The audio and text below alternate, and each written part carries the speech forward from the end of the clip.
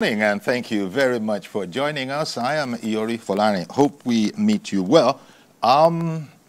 Let's look into the judiciary, by which I mean, of course, the big news is that the officers therein, especially the, how does one put it, the principal officers there, the Chief Justice, and all those very, very big men. President Tinubu has just signed the instrument that okays a 300% pay rise for such judicial officers. I've been reading commentary on it, and it's been a long time coming, is one tranche of the commentary that has gone, meaning that, look, there are those who have been agitating for this, or advocating, shall we say.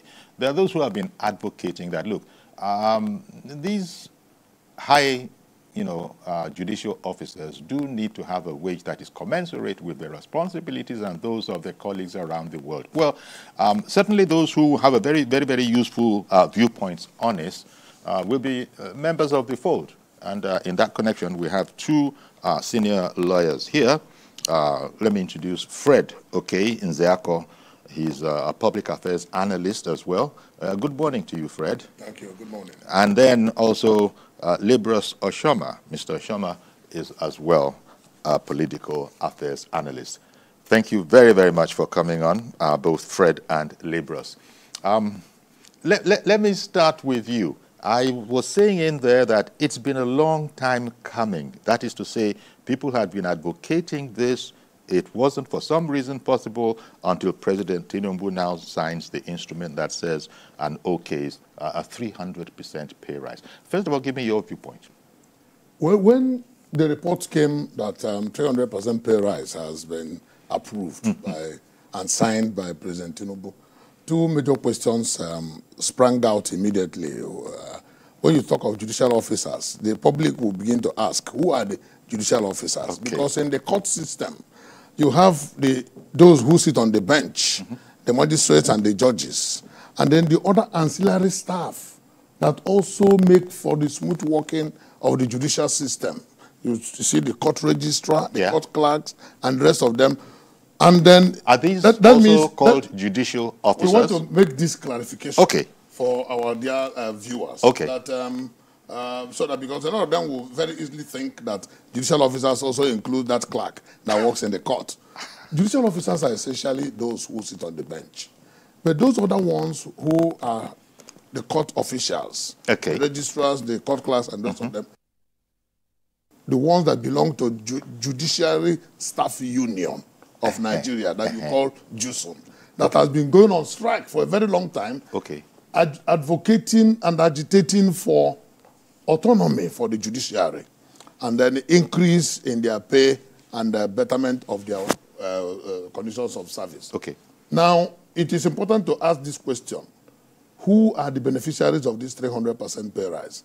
Because we need to understand that the reporters reported well. Did they mean only the judges and the magistrates and those who sit on the bench in the courts, or do they mean every worker in the court system, which of course includes all those ancillary staffs? Now, the second question that this information brings to the fore is, under the doctrine of separation of powers, is it in the purview of Mr. President to give such approval or to sign such increase? Is it not the responsibility of National Judicial Council, headed by the Chief Justice of the Federation, who is the #1 man in the judicial system? Even though in our Constitution you say that when the legislators make the law and the appropriation, then the executive will now have to execute such laws. Did Mr. President sign that in line of his duty as the executive so that the laws will be executed? Or Mr. President, did he sign that? Now, the third question will now come out. Those are the naysayers who were asking the question whether it was an inducement, more or less, or a thank you appendage by Mr. President for the work of the judiciary towards ensuring the confirmation and certification of his election. These are all the questions, and it's important that our dear viewers open their mind to understand exactly the direction of this important signature and then the import and the impact on our judicial system. Okay. Well, thanks, Fred. But just going by the news reports, which you also sort of allowed that they had reported well, the news reports say that this bill, properly called the Judicial Office Holders' Salaries and Allowances Bill, that has now become a law upon the signature of the president being appended to it, it says the Chief Justice of Nigeria, he'll get what he'll get. The President of the Court of Appeal, Justices of the Supreme Court, let's see, all heads of various courts, such as the Chief Judge of the Federal High Court, Chief Judge of the Federal Capital Territory High Court, President of the National Industrial Court, among others. Good.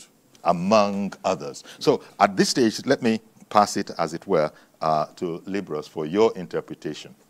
Yeah, I agree. Let me use the word that we normally use in our everyday parlance. I supra what my friend Fred had said, but I want to add, because I have not seen it in the report, I'm still studying, that ordinarily it should be a recommendation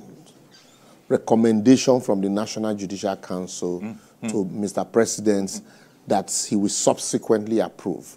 But before now, if you remember, the issues that the last CJN had with justices of the Supreme Court was not just about salaries, there were allowances and the welfare of Supreme Court justices.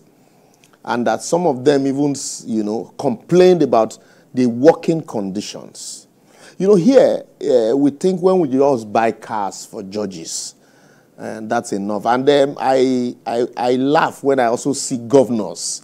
They say governor donated 15 vehicles to judges. And then you see the governor handing keys of vehicles. The right question people will ask, are these inducements? Yeah, is it the responsibility of a governor or the president to be donating or gifting cars to judges?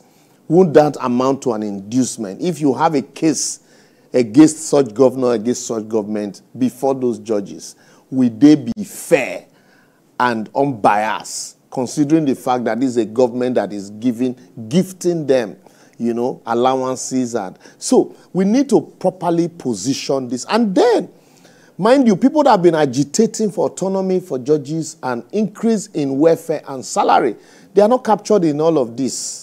See, and among others, we say in the rules of interpretation, when specifics are mentioned, and then it is a general omnibus clause, you must interpret that general that omnibus clause in line with the specifics. So when they say Chief Justices of the Supreme Court, Justice of the Court of Appeal, so among others would mean judges, in that interpretation, and not judicial workers.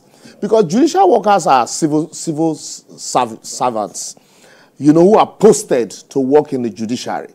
But, yes, there is a minimum wage increase debated, but if these are people who are also been agitating for welfare and, among other things, salary increase, what is